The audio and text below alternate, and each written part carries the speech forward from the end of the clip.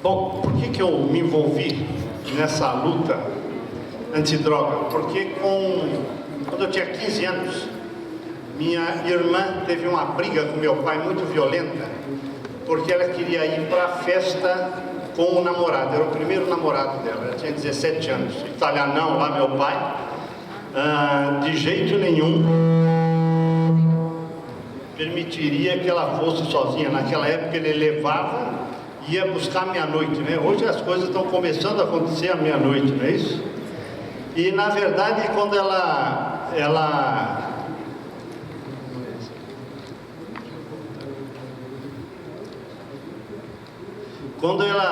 teve uma briga então com meu pai, muito grande, e na verdade ela foi para a festa com o namorado, e na ida teve um acidente.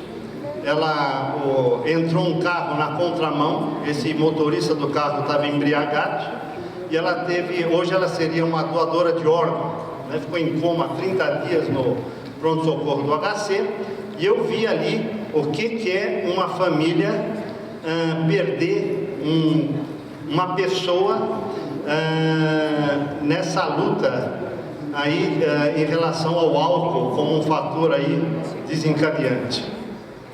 Aqui desfigurou tudo aqui, não sei o que aconteceu aqui, mas vamos ver. Desfigurou tudo.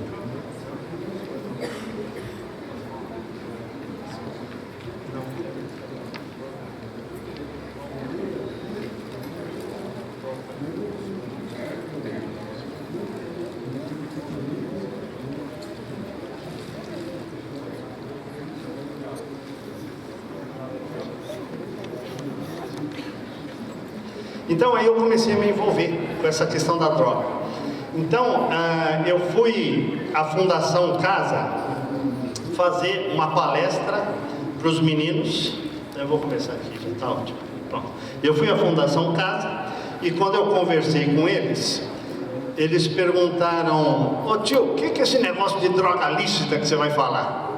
Eu falei: droga lícita é aquela que você compra na padaria. Então um deles virou para o outro e falou: não falei que crack era droga lícita? Então, nós tivemos aqui painel de discussão de descriminalização da maconha, vai descriminalizar, não vai? Isso, eu não estou nem um pouco preocupado. Quando eu faço palestra, o pessoal sempre pergunta: você é a favor da descriminalização ou não?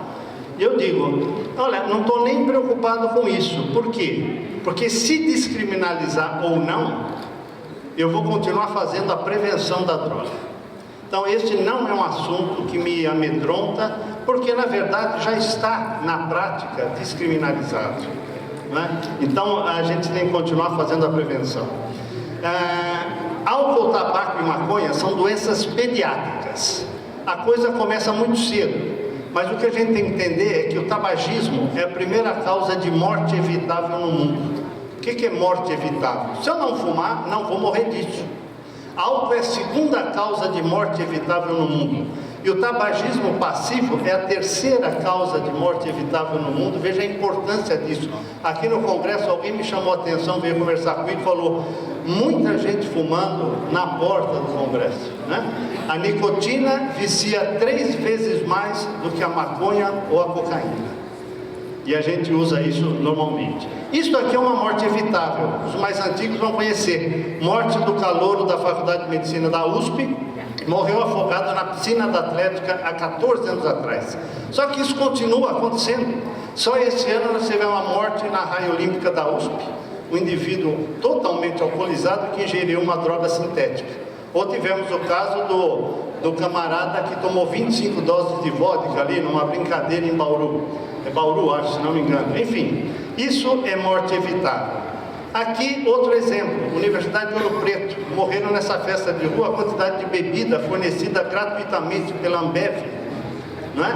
Em qualquer centro acadêmico hoje, de qualquer universidade, ele recebe gratuitamente bebida à vontade para revender nas suas festas. E aqui tivemos um indivíduo, foi o único filho de uma família de 5 filhos, que entrou na faculdade, estava fazendo artes circenses e morreu em coma alcoólico nessa festa de rua. Deixa eu ver se roda isso aqui, vamos ver.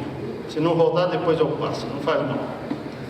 Então, a gente precisa pensar como evitar que seus filhos entrem nas drogas. Então a gente tem que pensar, porque senão ao lado aqui a gente tem a porta do inferno. Na verdade é isso. A gente tem que usar os seus ídolos. Esse camarada aqui, quando eu levo para a escola, pergunto, quem é esse aqui? Eles falam, o Chorão, Cheirão, Chorão. E ele morreu com 4,7 microgramas de cocaína por ml de sangue. 1 micrograma já é overdose. Esse cara morreu com 4,7.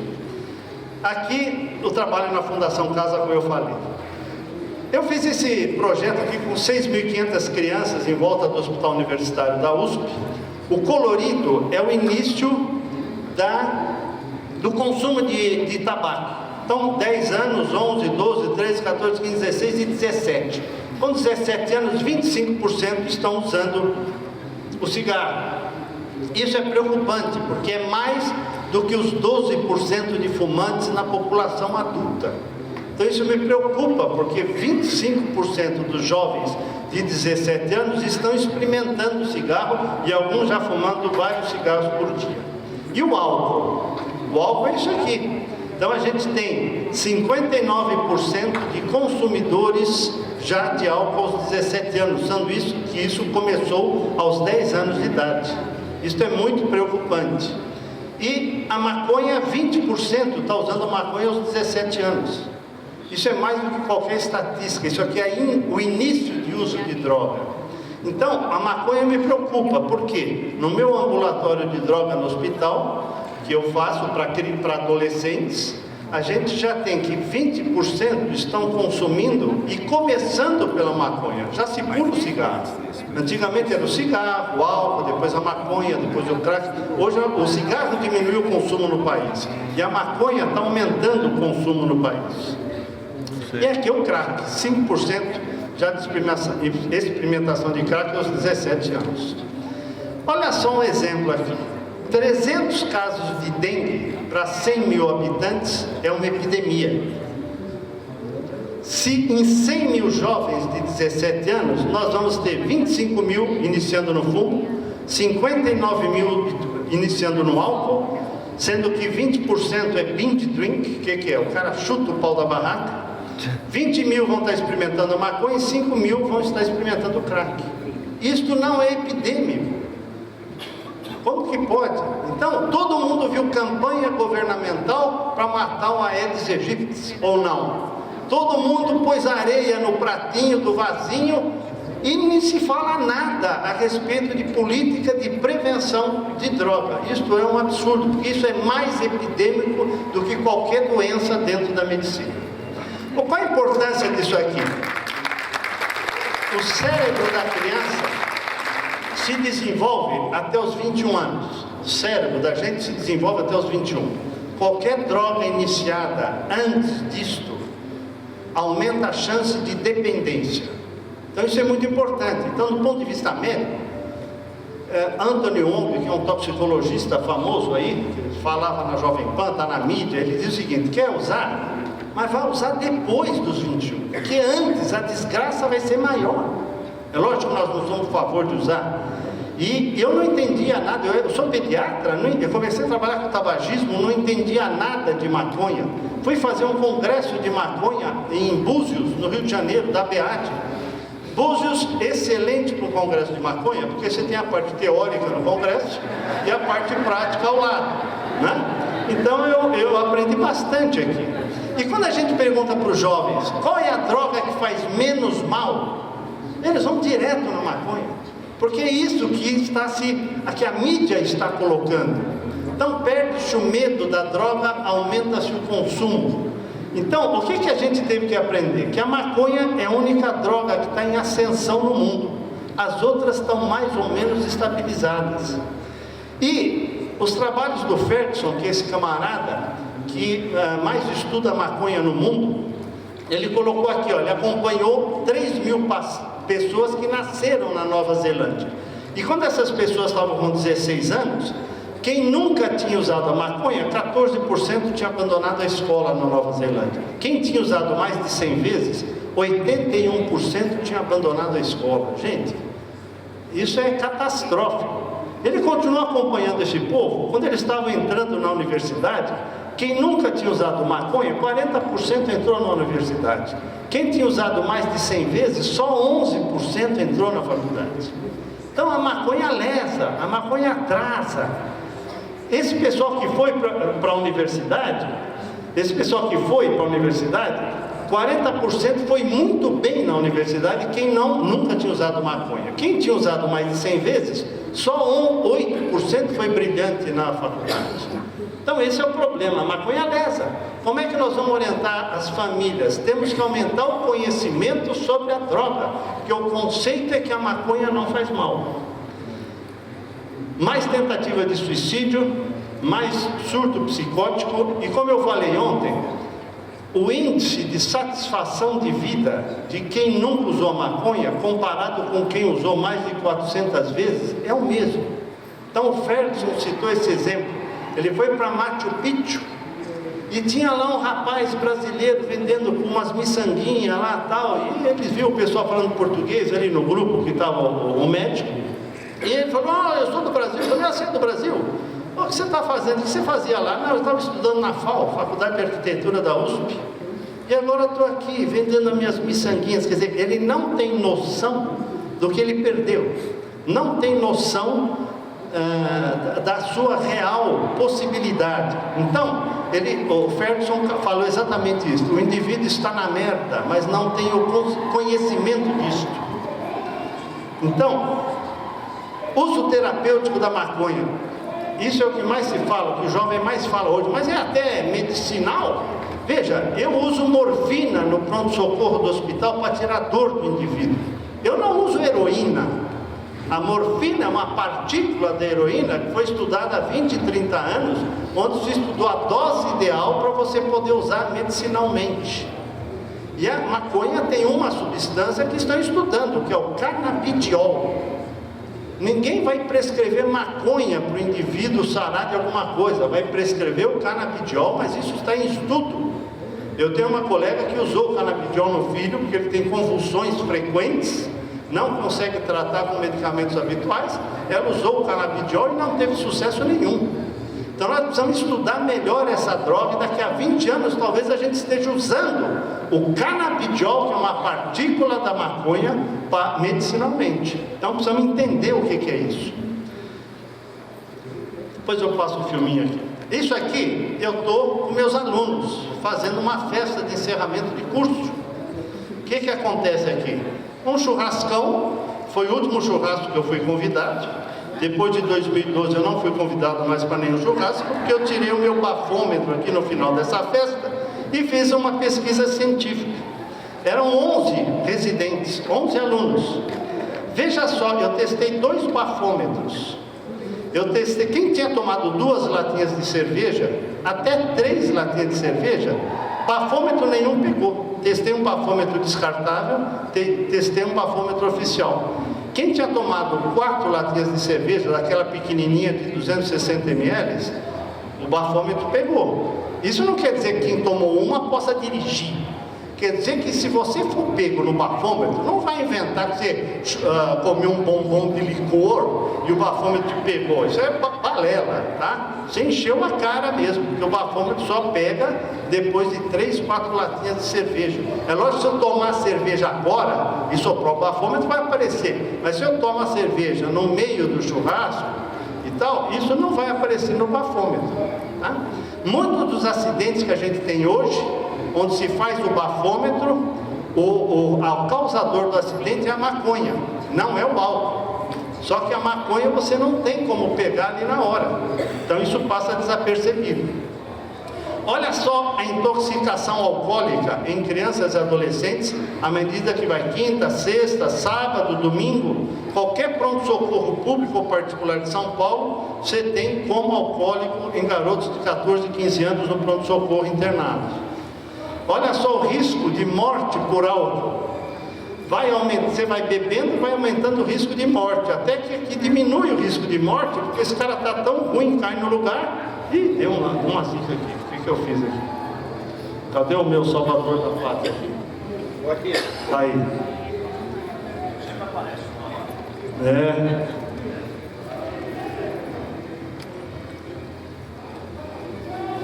Então, o risco de morte diminui quando o indivíduo está muito ruim, porque ele cai duro no lugar e não sai do lugar.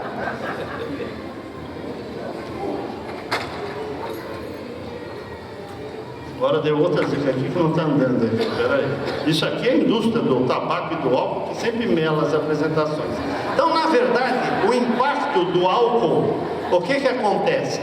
Você tem defasagem escolar, você tem gravidez indesejada. Eu tenho um ambulatório de meninas de 14 anos, grávidas, com filho embaixo do braço. Todas engravidaram depois de um baile na periferia, ali em torno da universidade, depois de encher a cara, como elas mesmas falam, e depois de usar maconha. Todas. Nós temos 30% de partos em meninas abaixo de 18 anos. E 10% de partos, são 30 partos mês no meu hospital, em meninas abaixo de 14 anos. Isso é catastrófico, porque a chance de evolução social, de melhora educacional, termina aí, a hora que ela tem filho. E mais, 80% das gravidezes que eu atendo no hospital são não desejadas. 80% não quer ter outro filho, mas a gente tem garotas de 14 e 15 anos que já estão no segundo ou terceiro filho. Se você perguntar para elas, você menstrua aqui e menstrua aqui, aonde que você pode engravidar? 75% de erro, não tem noção de onde pode engravidar, e o médico não gasta um minuto fazendo uma orientação para evitar a próxima gravidez dessa gestante. Então eu tenho batalhado muito nisso. Brasil perdeu de 7-1 da Alemanha, né? Todo mundo sofreu com isso, mas o Brasil é campeão de álcool como fator de morte. E isto é epidêmico e nós não estamos fazendo nada a esse respeito. Eu estou aqui no pronto-socorro do hospital, atendi este garoto aqui, esta é a professora, colega de muitos de vocês, que saiu com o ônibus da USP com uma sala de meninos de 14 anos para conhecer a Universidade de São Paulo. Então, o Joãozinho lá, meu xará, levou uma garrafa de vodka no fundo do ônibus, embebedou 22 coleguinhas. Esse é o que estava em situação pior, deitado na cama aqui. Essa é a mãe dele dizendo, doutor, esse menino nunca bebeu. E quando ele acordou, eu perguntei para ele, escuta, você sabia o que você estava bebendo? Que a vodka estava na garrafa de refrigerante. Ele falou, eu sabia. Mas por que você bebeu se você nunca bebe? A turma estava bebendo, né? E essa professora desesperada que saiu com 40 alunos para passear na universidade e chegou com 22 alcoolizados no pronto-socorro. Isso aqui, bebedeira é uma coisa universal. Esse tirei aí dos jornais, esse cara perdeu a Olimpíada, era um ciclista, perdeu a Olimpíada e tomou um porre lá no Centro Olímpico, na última Olimpíada, e na verdade foi expulso do Centro Olímpico. Mas ele disse estar feliz por não ter levado bronca dos pais que entenderam que ele precisava daquilo. Quer dizer, hoje a educação está bastante esquisita. O vídeo não vai passar aqui, mas aqui nós temos uma pessoa, uma advogada, estudante de direito, que bateu o carro, ela estava totalmente bêbada, embriagada, e ela tentou ligar o carro com o canutinho e tentou fumar uma nota de R$100. Você vê o nível que ela estava. E ela disse, está na entrevista aqui, né, na reportagem, nós estudantes de direito temos que achar uma brecha na lei. Quer dizer, enquanto a mentalidade do brasileiro for essa, nós vamos continuar lutando aí contra os problemas em relação ao álcool. Deixa eu ver se vai aqui. Aqui, o tabagismo. A gente precisa entender que muita gente para de beber, para de usar maconha, mas não consegue parar de usar o cigarro. O cigarro vicia mais. Este aqui é um autodependente da nicotina. Nós podemos ser fracos dependentes ou fortes dependentes, isso é genético. Você nasce forte dependente ou fraco dependente. Então esse aqui, olha o teclado, os dedos amarelos, é um fortíssimo dependente da nicotina. Olha o que a indústria colocou na década de 50, nos anais das indústrias do tabaco. Nosso negócio é vender cigarro com nicotina porque dá dependência. A indústria já sabia disso, continuou produzindo uma droga chamada cigarro, que sabia que ia viciar todo mundo, ia lesar todo mundo. Então, nosso negócio é vender cada vez mais cigarros com nicotina forte, pois cigarros fortes causam maior dependência. O sucesso comercial é maior quanto maior for a dependência da nicotina. Eles já sabiam e omitiram isso. E aí, uma dupla de milionários, um é Bill Gates, outro Bloomberg, que foi prefeito de Nova York, se revoltaram contra a indústria do cigarro por causa disso. Eles omitiram o malefício que o cigarro iria fazer para ganhar mais dinheiro. A indústria do álcool não é diferente, tá? Nós conseguimos diminuir o tabaco, mas a indústria do álcool aprendeu com o que nós fizemos para diminuir o consumo de cigarro no país. Vamos falar disso já já. Olha só o cigarro. Esse é um trabalho com médicos ingleses, onde os médicos que não fumaram viveram 10 anos a mais do que os médicos que fumavam. Então, fumar encurta a vida em 10 anos. Então, a gente precisa saber disso e precisamos conversar com os nossos filhos disso. Esse é o cartaz que me levou para trabalhar com tabagismo no ano 2000. Então, os pais fumando e a criança fumando junto. Na verdade é isso, isso é o tabagismo passivo. E esse é o primeiro pai que eu tratei do tabaco. Ele estava com o filho internado aqui com asma, e eu tive que tratar o meu primeiro grupo para tratamento de tabagismo foram pais fumantes de crianças asmáticas. Então aí que eu comecei a trabalhar com isso, tinha que fazer eles pararem de fumar. Olha só, nós dosamos a nicotina em crianças de 0 a 5 anos, no que vieram ao pronto-socorro. 24% delas tinham nicotina no organismo, e elas não fumam o cigarro do pai indiretamente. Esta aqui, por exemplo, a mãe fuma, avós e tios fumam dentro de casa. O nível de nicotina equivale a ela fumar 4 cigarros por dia aos 3 anos de idade. Você acorda, o nível de nicotina está lá embaixo. Você fuma em 10 segundos, ele chega no cérebro. E aqui você não consegue parar de fumar, porque aqui você começa a ter um saracutico. O nível de nicotina abaixo, você tem a síndrome de abstinência da nicotina. E você fuma de novo. Esta fissura que é muito forte, o maior exemplo que eu tenho é um médico, estava parando de fumar, fazendo força no plantão à noite, não fumou, saiu de carro, passou no ponto do ônibus, viu um cara jogar uma bituca no chão, parou o carro, pegou a bituca e deu uma tragada. Isso é a síndrome de abstinência da nicotina. Então a gente está falando de drogas aqui, tá? E a gente considera o cigarro como uma não droga. Síndrome de abstinência, o que é? Você fica mal-humorado, tem insônia, fica irritado, não consegue se concentrar. Então aí você fuma de novo e sente um prazer. Por quê? Você saiu da zona de abstinência da droga. Você se sente mal sem a droga. A hora que fuma, isso passa a ser prazeroso. E na verdade a gente tem que lidar com isso. Narguilé é outra coisa, que o jovem diz, mas isso não é tabaco. Isso é tabaco com essência. Então ele diz, essência não é tabaco, é tabaco com essência, vicia, e 1 hora de narguilé equivale a 100 cigarros consumidos. E na cabeça do jovem, isto não é tabaco, entre aspas. Então a gente precisa alertar as famílias para tirar a droga da família. Quem consome álcool, 37% parte para outras drogas. Onde é que está a prevenção do crack, da maconha, de drogas pesadas? Está na prevenção do álcool. Quem não usa álcool, só 2% parte para outras drogas. Quem fuma muito, 33% parte para outras drogas. Quem não fuma, praticamente era zero. Hoje, como eu falei, a gente já tem o pessoal começando na maconha. Aqui o cigarro eletrônico, vale a pena falar disso um pouquinho. O que é o cigarro eletrônico? Aqui eu tenho uma ampola de nicotina líquida. O que eu falei que vicia? A nicotina. Então quem é que vai parar de fumar com uma ampola de nicotina líquida? Para de fumar o fraco dependente, que é aquele que não precisa de nada. Ele fuma 10 cigarros por dia, se ele quiser parar, ele para. Só ter força de vontade. Mas o que eu recebo no ambulatório, tá? Ele não consegue parar com isso. Muito pelo contrário. Você tem a dependência química e você tem a dependência comportamental. Eles perguntam, o que eu vou fazer com a minha mão na hora que eu parar de fumar? Isso faz parte. O camarada fuma 60 cigarros por dia, faz 600 movimentos de tragar há 40 anos. Isso está incorporado nele. Então, a gente não utiliza isso como um método para parar de fumar. E olha só como é feita aqui ampolas de nicotina mentol, com sabor, com aditivo, né? Para tirar o gosto ruim da nicotina, para que o jovem se vicie mais rapidamente.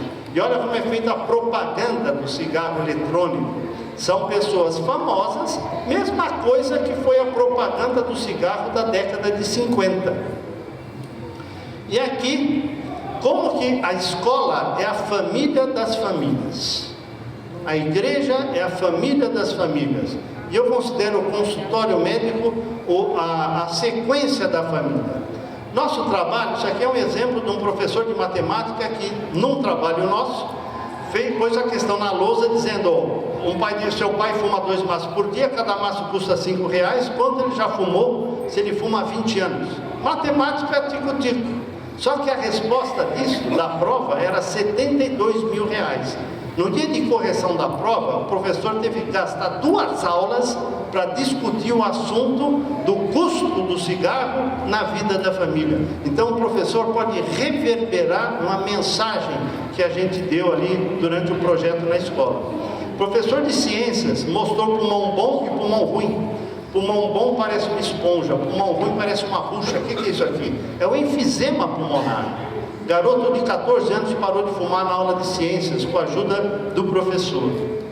Essas são as atividades que a gente faz nas escolas, em qualquer lugar, na quadra, no teatro, aonde estiver. Esse é o grupo do Dr. Bartô, que apresentando, emocionante, você vê a criançada, 800 crianças juntas, em silêncio, acompanhando um teatro. É impressionante isso daqui. E não vai passar aqui, depois eu passo. Vou passar, espera. A gente mostra algumas coisas que talvez seja assustador. Primeira escola que eu mostrei este camarada aqui, com tromboflebite, tromboangeite obliterante. O que é isso?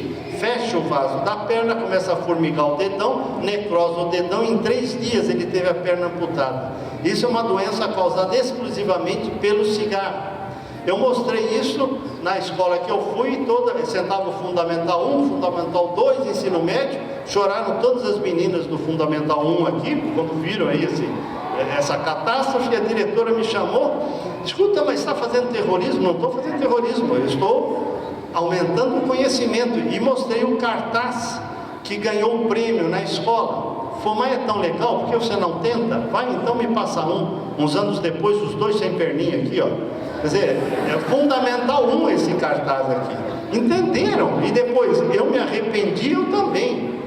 Quer dizer, a mensagem ficou. Mostramos uma senhora dependente de oxigênio, é o enfisema pulmonar. Ganhou o cartaz do Fundamental 2, esse aqui, ó. Fumar é a mesma coisa que correr de braços dados com a morte, mas nem correr, andar mesmo, porque quem fuma não corre. É o enfisematoso, quem fuma não corre. Mostramos ainda, deixa eu ver se tem mais, uma traqueostomia. Enfermeira do meu hospital fumava 10 cigarros por dia, não fumava 50, 60. Tá? A genética ajuda. Então, se você tem doenças respiratórias na família, não fume, porque a chance de você ter é maior. Se você tem alcoólatras na família, não tenha álcool em casa, porque a chance de alcoolismo é grande. E ganhou o cartaz no ensino médio esse daqui. Esse aqui é um material que a gente está aí no stand distribuindo gratuitamente, porque foi financiado aí pela editora Abril, que imprimiu isso para nós. Então, esse aqui é tabagismo passivo, tabagismo ativo, álcool para adolescente, assim vai. O que é esse trabalho de distribuição desses livretos que nós fizemos na escola? E o trabalho na escola, qual é o resultado? Aumento quase de 60% de discussão do assunto nas famílias. E isso é o fator mais importante que evita a experimentação de droga. 30% pararam de famílias, tiveram um cara que parou de fumar durante esse ano do projeto. E 29% um caso de cessação de álcool através da criança levando o material para casa. A gente trabalha na medicina e com as famílias através de aconselhamentos breves. Então, esse aqui é um exemplo. Uma enfermeira fez 5 ligações telefônicas, uma a cada mês, para um grupo de fumantes. E esse é o grupo controle, que não recebeu as ligações. Com 5 ligações telefônicas falando sobre o tabaco, 32% dos entrevistados ali pararam de fumar, contra 6% do grupo controle. 5 ligações telefônicas fizeram 32% das pessoas pararem de fumar. A coisa funciona também para o álcool, ao aconselhamento breve. Então, o que eu estou fazendo dentro da área médica? Isso aqui é um questionário que os alunos preenchem na primeira consulta: crescimento, estado nutricional, desenvolvimento, alimentação, vacina, o diagnóstico da doença, e nós incluímos isso aqui: risco relativo de drogas na família. O médico tem que saber: tem pais fumantes em casa? Tem alcoólatra? Tem uso de maconha? Tem uso de crack? Então, qual é a resposta disso aqui? A resposta é a seguinte: 47% dos alunos têm um fumante dentro de casa. 52% tem um bebedor de álcool dentro de casa. 25% tem uma pessoa que usa maconha dentro de casa. Estou falando da escola pública. E 12% tem crack dentro de casa. Isso é mais do que qualquer estatística que a gente já viu de presença de droga, tá? Então, os alunos de medicina têm que identificar: você tem pais fumantes, pais alcoólatras, uso de maconha, crack? Tem doenças pulmonares na família? Opa, evite o cigarro. Tem doenças psiquiátricas na família? Opa, evite a maconha, porque ela aflora a doença psiquiátrica. Então, a gente está trabalhando nisso. Qual é o resultado disso aqui? Veja, esse aqui é o trabalho mesmo do Laranjeira, mostrando o seguinte. Quero falar um pouquinho da espiritualidade. Se você vai à igreja toda semana, você tem nota 1 de entrada na droga, vamos chamar assim. Se você vai de vez em quando, aumenta 50% a chance de entrada de droga. Se nunca vai, dobra a chance de entrada de droga, nota 2, 1,98. A grande dificuldade que eu tenho entre os médicos é fazer eles discutirem a espiritualidade na família. Quer dizer, tem alguma coisa na família? Tem algo a mais? Se tiver, a chance de droga é bem menor. Então, 6 são os itens para que os seus filhos não entrem na droga: família unida, espiritualidade, atividades culturais, atividades sociais e as amizades. Isso é técnico, não sou eu que estou inventando, mas esse aqui é um que eu acrescentei. Muita oração, porque mesmo na minha igreja eu tenho vários que se perderam nas drogas, e estou com um paciente agora de 21 anos internado com surto psicótico e esquizofrenia, que praticamente é irreversível, tamanha a gravidade da situação. Ele é filho de presbítero da igreja. Então, na verdade, a gente precisa de muita oração em relação a isso. E, na verdade, esse é o trabalho que eu fiz o ano passado, analisando isso tudo. Sexo, mulher e homem estão usando droga igualmente, não tem diferença. Aqui, pais vivendo juntos ou pais separados também não deu muita diferença estatística em relação ao início de álcool, cigarro, maconha e crack.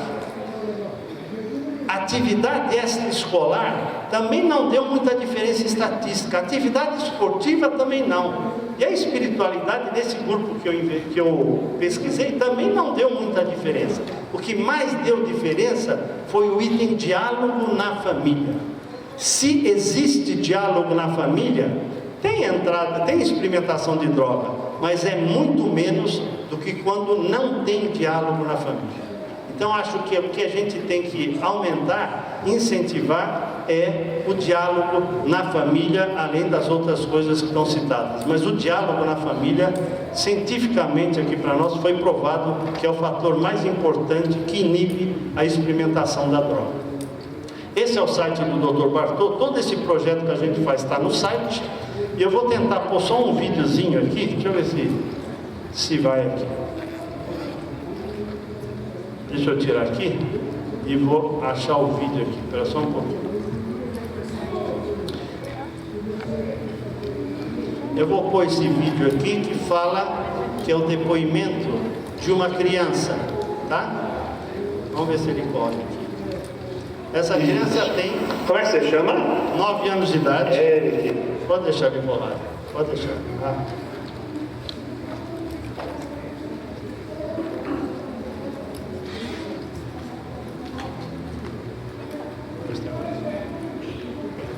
E que idade você está? 9 anos. 9 anos. Você entendeu que nós falamos de dependência na palestra? Dependência de álcool, dependência de tabaco? Qual é o exemplo que você deu? Conta para nós. É porque uma vez na minha casa eu tinha um pacote de bis. O bis como exemplo serve o álcool. Então, aí eu comi aí parei.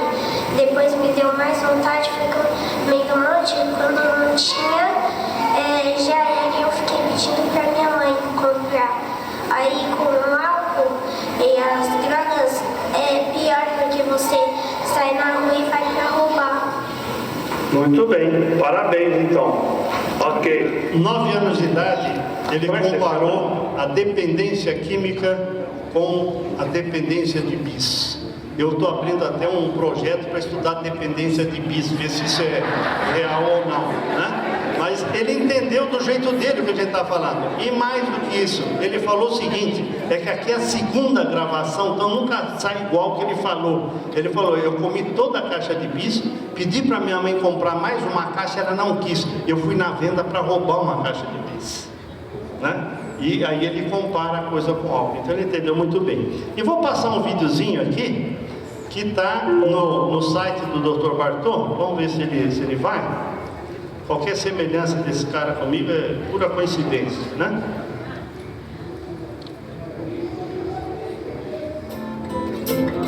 Olá, sou o Dr. Bartô, pediatra preocupado com a questão das drogas. Experimentar o tabaco, o álcool e outras drogas está ocorrendo cada vez mais cedo. O uso do tabaco e álcool geralmente se inicia dentro de casa. O tabaco e narguilé não devem ser utilizados e o álcool não é permitido antes dos 18 anos. Senta que lá vem a história. 5 itens são importantes para que sua família não se envolva nas drogas.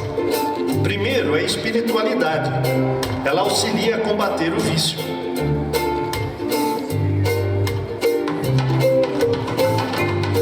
Segundo, família unida e com limites. Cuidar também é falar não.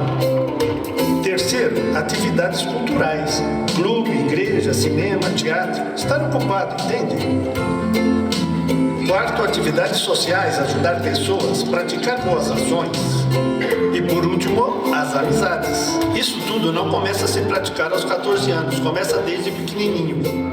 Se isso faz parte da sua família, a chance de seus filhos caírem nas drogas será menor. E não se esqueçam, jovenzinhos, você é que escolhe o seu caminho. Cigarro ou narguilé, nem pensar. E álcool só depois dos 18 anos. Você é que escolhe. Um grande abraço do Dr. Bartô. Todo esse material está no www.drbartô.com.br, à disposição de cada um, não precisa pedir para usar esse material, pode usar. E eu vou só terminar pondo um vídeo aqui, que é esse aqui. Pronto, daí eu não falo mais nada.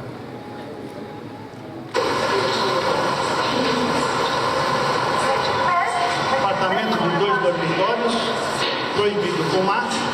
Todo mundo na sacada, porque hoje você tem que fumar fora. Vai mais um lá, ó.